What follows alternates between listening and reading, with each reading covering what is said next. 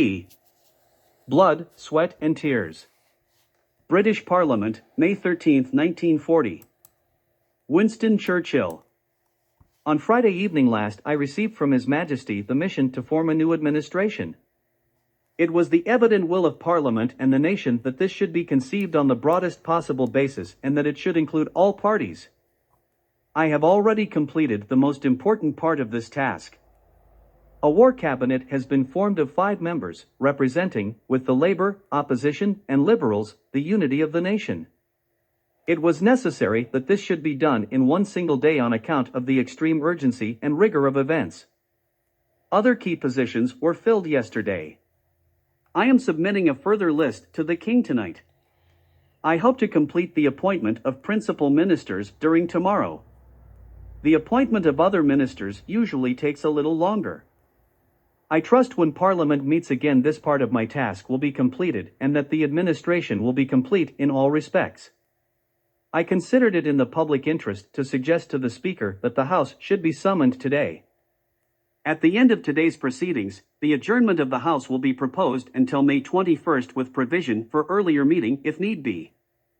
Business for that will be notified to MPs at the earliest opportunity. I now invite the House by a resolution to record its approval of the steps taken and declare its confidence in the new government. The resolution: that this House welcomes the formation of a government representing the united and inflexible resolve of the nation to prosecute the war with Germany to a victorious conclusion. To form an administration of this scale and complexity is a serious undertaking in itself. But we are in the preliminary phase of one of the greatest battles in history. We are in action at many other points in Norway and in Holland, and we have to be prepared in the Mediterranean.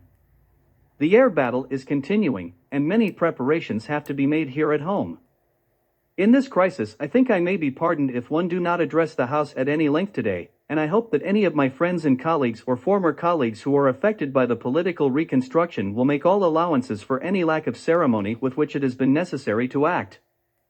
I say to the House, as I said to ministers who have joined this government, I have nothing to offer but blood, toil, tears, and sweat. We have before us an ordeal of the most grievous kind.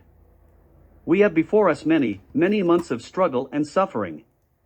You ask, what is our policy? I say it is to wage war by land, sea, and air.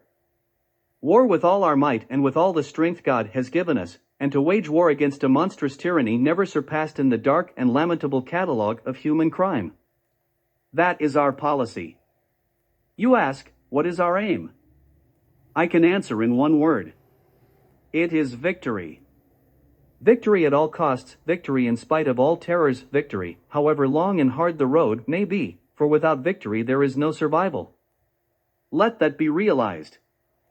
No survival for the British Empire, no survival for all that the British Empire has stood for, no survival for the urge, the impulse of the ages, that mankind shall move forward toward his goal. I take up my task in buoyancy and hope. I feel sure that our cause will not be suffered to fail among men. I feel entitled at this juncture, at this time, to claim the aid of all and to say, come then, let us go forward together with our united strength.